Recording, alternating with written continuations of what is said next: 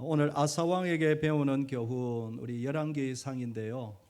이제 역사 이야기를 좀 하고자 합니다. 그러면 이제 열왕기서와 역대기서를 좀 왔다 갔다 하는데 그렇게 뭐 어렵지는 않을 겁니다. 좀 잘 따라와 주시고 이 아사왕에서 배우는 교훈 오늘 핵심적인 내용은 끝까지 십자가 붙들자입니다.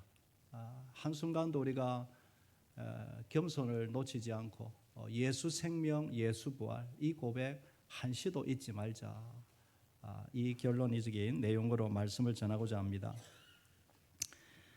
아사왕은 솔로몬 왕의 정손자요 아비얌 왕의 아들입니다. 이 열왕기상에는 아비얌 왕이라고 그렇게 나오는데 역대기를 읽어보면 아비야라는 이름과 동일 인물입니다. 아비야라는 이름이 더 많이 알려져 있죠. 계산을 해보면 이 아비야 왕은 남유다의 5대 왕입니다. 그리고 한 3년 정도 나라를 다스리다가 일찍 세상을 떠납니다. 그리고 그 뒤를 이어서 이 아사 왕이 조금 어린 나이지만 그렇게 6대 왕으로 등극을 하게 되는 것이죠. 이 아사 왕은 하나님의 은혜로 아주 긴 세월을 나라를 잘 다스렸다 그렇게 기록이 되어 있습니다. 9절 이하에 보면 이스라엘 여로보암 왕 제20년에 아사가 유다 왕이 되어 예루살렘에서 41년 동안 다스리니라. 여러분 41년이면 결코 짧은 세월이 아니죠. 역대 한 두 번째로 장수를 한 왕입니다. 제일 긴 왕이 므낫세가 한 55년을 다스렸다. 그 기록을 보면 아마 두 번째가 아닌가 생각을 합니다. 이 아사왕은 어린 나이지만 아주 믿음으로 나라를 잘 다스리고 신앙을 개혁한 그런 인물입니다.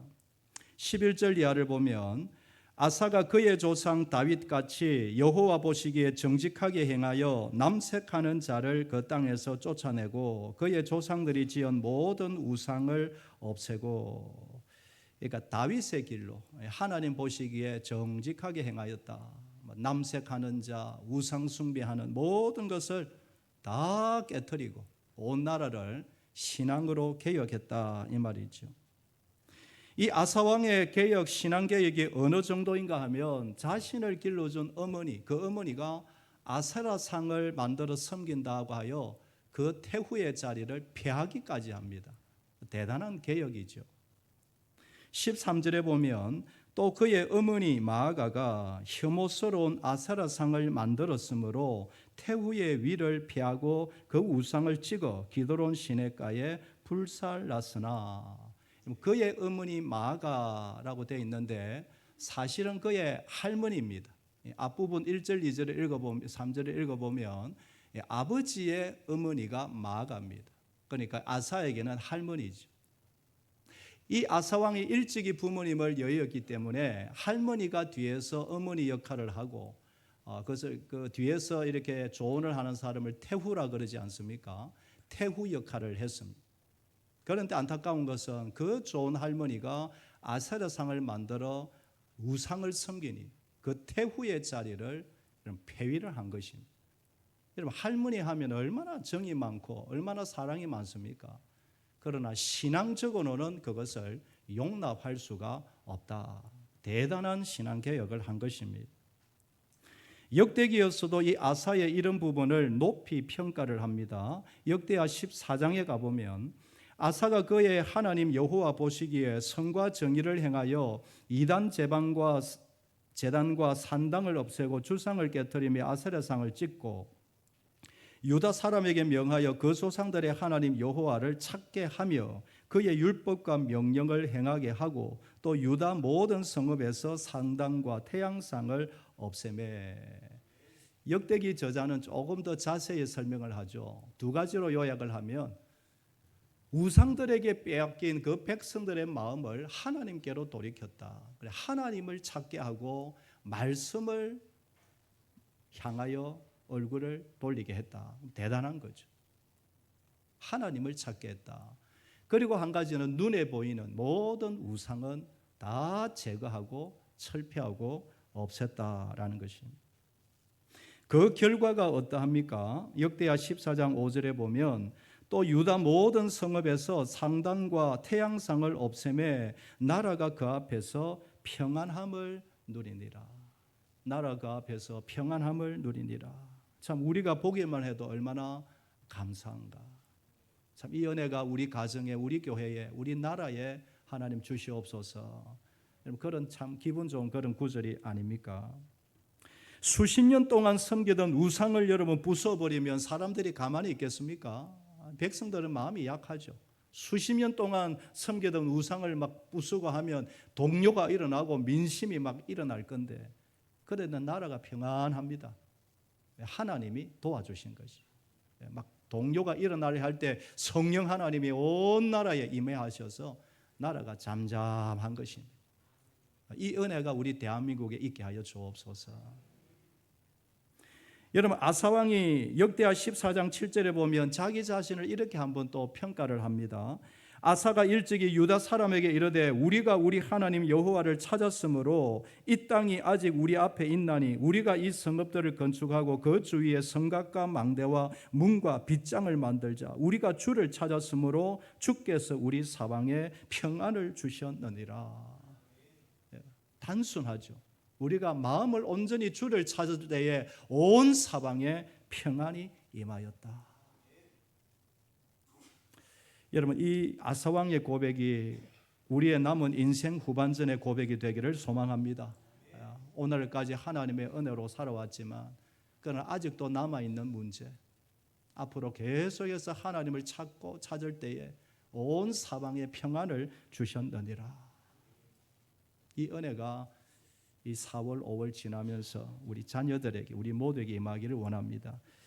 여러분, 지금 성경 통독을 하고 있는데 이번 주와 앞으로 한 2, 3주는 열왕기서와 역대기를 여러분 읽으면서 모든 열왕들의 그런 신앙 행적을 여러분들이 보게 될 것입니다.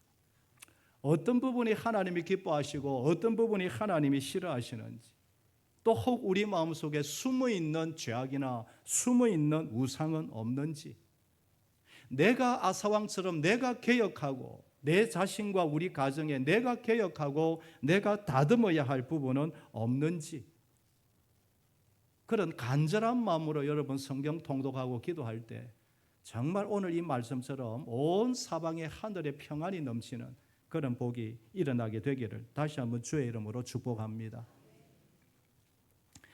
그런데 오늘 본문을 조금 자세히 보면 이상한 기록들이 눈에 보입니다. 여러분 14절을 보시면 다만 산당은 없애지 아니하니라. 그러나 아사의 마음이 일평생 여호와 앞에 온전하였으며, 뭔가 조금 어울리지 않는 표현들이 섞여 있죠. 산당은 없애지 아니하였는데 아사의 마음은 일평생 하나님 앞에 온전했다.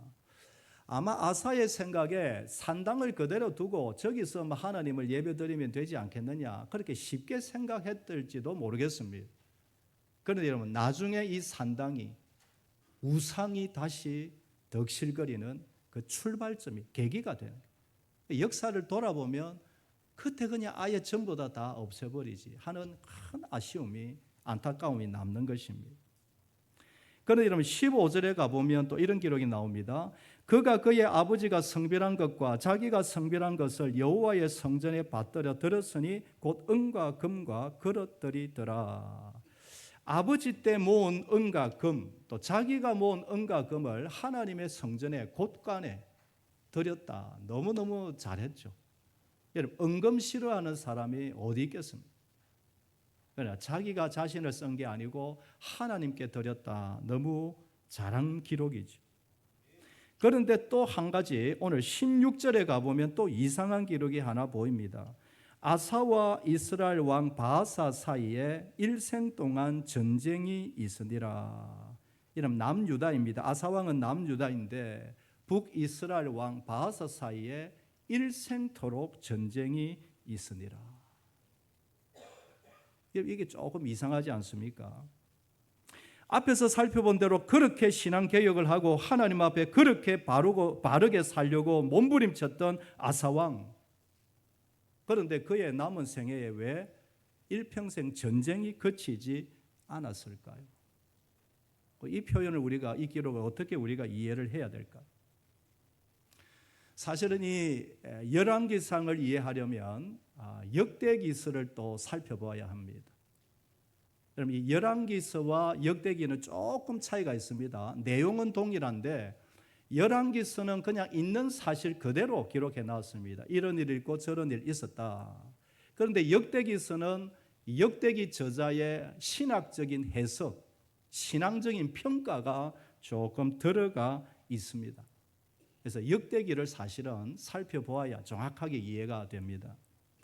여러분 역대하 16장을 저하고 같이 한번 살펴보겠습니다. 역대하 16장 1절을 보시면 아사왕 제36년에 이스라엘 왕 바아사가 유다를 치러 올라와서 라마를 건축하여 사람을 유다 왕 아사에게 왕래하지 못하게 하려 한지라.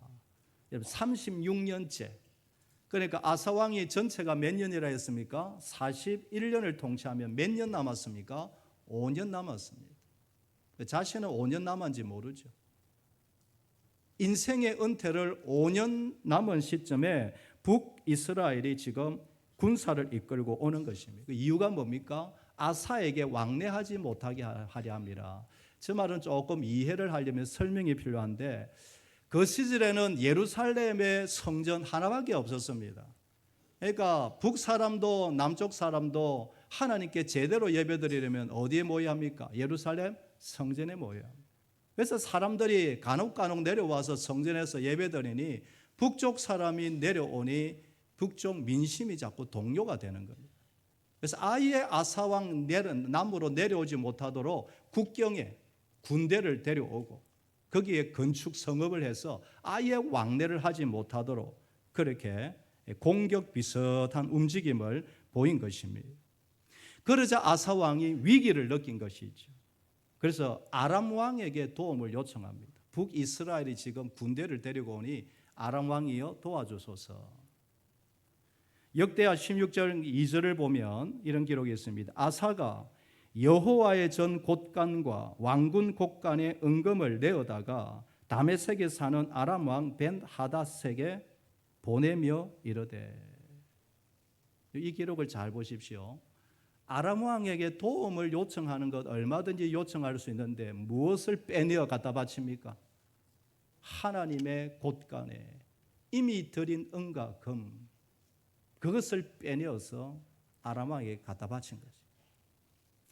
여러분 하나님의 이름으로 하나님의 성전에 곳간에 드렸으면 누구의 것입니까? 우리 모든 게 하나님의 것이지만 정말 하나님 앞에 드렸다면 하나님의 것이죠. 그것을 아람 왕에게 갖다 바치기 위해서 쑥 빼내어 갖다 준단 말입니까? 그건 무슨 말입니까? 하나님을 의지하지 않고 이방 나라 아람 왕을 의지했다 이것입니다. 나라가 위급하니 그동안 해왔던 신앙은 어디 가고 하나님의 곳간에서 은금을 빼내어 아람 왕에게 바친 것입니다. 여기에서 아사 왕의 이중적인 신앙을 우리가 보게 됩니다. 마음 한편에서는 하나님을 의지하는 것 같지만 또 한편에서는 사람을 의지하는 것입니다. 이런 모습이 저에게도 있을 수 있고 우리 모두에게 있을 수 있습니다. 사람의 이 이중적인 신앙의 이중성, 약한 죄성, 이 부분이 잘 드러나는 것입니다. 아무튼 남유다가 아람 왕과 동맹을 맺었다는 소식을 듣고 북쪽 이스라엘도 위기를 느끼고 철수를 해버립니다. 철수를 해버리니 그 모든 건축 자재가 다 남쪽 아사 왕의 것이 되는 것이죠. 역대하 16장 6절에 보면 아사 왕이 온 유다 무리를 거느리고 바하사가 라마를 건축하던 돌과 제목을 운반하여다가 게바와 미스바를 건축하였더라. 그러니까 아람 왕이 이제 같이 도와준다 그러니까 북쪽이 물러갑니다. 그러니까 그 모든 건축 자재가 공짜로 자기 것이 되어 성읍을 건축한 것입니다. 여러분 이런 아사 왕의 신앙 모습이 어떻게 보입니까? 좋아 보입니까? 지금까지 그렇게 믿음으로 살고 그렇게 신앙 개혁을 한 이 아사 왕인데 그의 삶에 맞는 걸맞는 모습이냐라는 것이. 우리는 결코 그렇다 말할 수 없죠. 보기에는 지혜로운 것 같고 보기에는 승리한 것 같고 부자가 된 것 같고 잘 되는 것 같아 보이지만 하나님 앞에서는 지금 그 말을 하는 거예요. 열왕기서나 역대기 저자가 그 말을 하는 거죠. 하나님 앞에서는 결코 그게 아름다운 모습 아니다라는 것이죠. 자기의 남은 시간이 이제 한 5년 정도밖에 남지 않았는데 인생의 은퇴를 앞두고 어떻게 이럴 수 있겠느냐, 이 말을 지금 하고 싶은 거예요. 여러분, 아사왕은 자기가 인생에 5년 남은 걸 모르죠. 알면 그렇게 안 했을 겁니다. 모르니 여러분, 하나님은 뒷전으로 아람왕을 그렇게 의지한 것입니다. 7절을 보면 역대기 저자가 아사왕의 신앙을 평가하는 내용이 나옵니다. 16장 7절에 보면 그때의 선지자 하나니가 유다왕 아사에게 나와서 그에게 이르되 왕이 아람왕을 의지하고 왕의 하나님 여호와를 의지하지 아니하였으므로 아람왕의 군대가 왕의 손에서 벗어났나이다. 하나님이 할 수 없어서 하나니 선지자를 보내죠. 가서 좀 책망을 하라. 하나니 선지자가 와서 왕에게 왕이시여 왜 사람 의지합니까? 이제까지 그렇게 하나님 앞에 바로 살다가 이제 와서 지금에서야 와서 왜 이방 왕을 의지합니까? 그 아람 왕 당신을 떠날 겁니다. 왜 이런 실수 지금에 와서 이런 실수 이런 불신앙 보이십니까? 이 말인 것이. 그러면서 8절에는 옛날에 있었던 역사를 이야기를 합니다. 8절에 보면 구스 사람과 룻 사람의 군대가 크지 아니하며 말과 병거가 심히 많지 아니하더이까. 그러나 왕이 여호와를 의지하였으므로 여호와께서 왕의 손에 넘기셨나이다. 여러분, 옛날 구스 전쟁 때 여러분 기억나십니까? 100만 대군을 세라가, 구스 왕 세라가 데리고 오죠. 100만 대군. 그런데 그 엄청난 대군 앞에 아사 왕이 어떻게 기도합니까? 여호와여, 강한 자와 약한 자 사이에 나를 도와줄 누구밖에 없습니다. 하나님밖에 없습니다. 사람으로 하여금 하나님을 이기지 못하게 하옵. 역사의 길이 남을 그 기도를 통하여 하나님이 받으시고 100만 대군을 여러분 기적같이 이기게 하신 그 역사를 지금 이야기하는 겁니다. 그 기적을 경험한 분이 어떻게 이 작은 전쟁에서 어찌하여 하나님의 곳간에 손을 댄단 말씀입니까? 이 충언을 하는 것입니다. 여러분, 이 말씀 앞에 우리 자신들을 한 번 더 돌아보기를 원합니다. 지금 여러분 우리의 신앙생활이나 우리의 가정생활이나 또 우리의 직장생활, 이 사회생활이 참 말 그대로 총소리만 안 들렸다 뿐이지 그야말로 전쟁터와 같죠. 전쟁이죠. 왜 우리의 삶에 문제가 있고 왜 이렇게 정신이 없을까요? 또 이 힘든 신앙생활 가운데 이런 힘든 세상 삶 가운데 하나님이 우리에게 무엇을 원하실까요? 저는 오늘 본문에서 이 아사왕 사건을 통해서 한 두 가지를 질문하신 것 같습니다. 첫째로는 사랑하는 성도여, 너는 그 어떤 상황에서도 끝까지 나를 의지할 수 있겠느냐? 이걸 물으시는 것 같아요. 끝까지 전능하신 창조주 여호와 하나님만 의지할 수 있겠느냐? 두 번째는 그러면 다른 것 혹시 의지하고 있다면 그 모든 시선에서 지금이라도 다시 나에게로 회복할 수 있겠느냐? 나도 모르게 다른 것 의지한 거 있다면 그것 그냥 내려놓고 지금이라도 하나님을 향하여 온 전심으로 하나님 찾을 수 있겠느냐? 역대기의 저자가 안타까운 심정으로 아사왕을 지금 평가하는 것입니다. 하나님의 사람이 하나님 의지하지 않고 세상 이방 나라 아람왕 의지하는 것이 과연 옳습니까? 그렇게 일평생 하나님 사랑하고 충성했던 사람이 이렇게 하면 되겠습니까? 안타까운 마음으로 이 기록을 남기고 있는 것입니다. 아사왕의 결과가 어떠합니까? 16장 역대하 16장 9절을 보면 여호와의 눈은 온 땅을 두루 감찰하사 전심으로 자기에게 향하는 자들을 위하여 능력을 베푸시나니 이 일은 왕이 망령되이 행하였은저 이후부터는 왕에게 전쟁이 있으리라. 오늘 읽었던 오늘 본문의 16절에 해석이 나오죠. 이러한 사건 때문에 이제 남은 생의 왕에게 전쟁이 거치지 아니할 것입니다. 이때까지 하나님의 은혜와 능력으로 여기까지 평화롭게 살아왔는데 하나님의 은혜를 잊어버리고 하나님의 성전의 곳간에 손을 대며 아람 왕을 의지하십니까? 이 질문인 것입니다. 그런데 여러분, 저는 이 하나니의 선지자의 책망을 보면서 이 말씀도 끝이 아니다. 절망의 말씀만은 아니다. 여러분, 이렇게 선지자를 보내준 이유가 뭡니까? 지금이라도 뭐 하라는 겁니까? 회개하고 돌이켜라. 너의 마음을 다시 한번 돌이켜라. 여러분, 하나님의 말씀을 들을 때마다 늘 이런 음성이 있기를 원합니다. 여러분, 말씀을 들으면 끝이다, 심판이다, 끝났다, 너는 이제 끝났다. 아무리 그런 말씀이라도 그 말씀은 어떻게 해석해야 됩니까? 지금이라도 뭐하라? 회개하라, 돌아오라 이 말이죠. 여러분, 어떤 경우에는 사단은 끝났다, 너는 이제 끝이다, 너에게는 저주뿐이다, 너에게는 너의 인생은 끝났다. 사탄은 얼마나 우리에게 말하는지 모릅니다.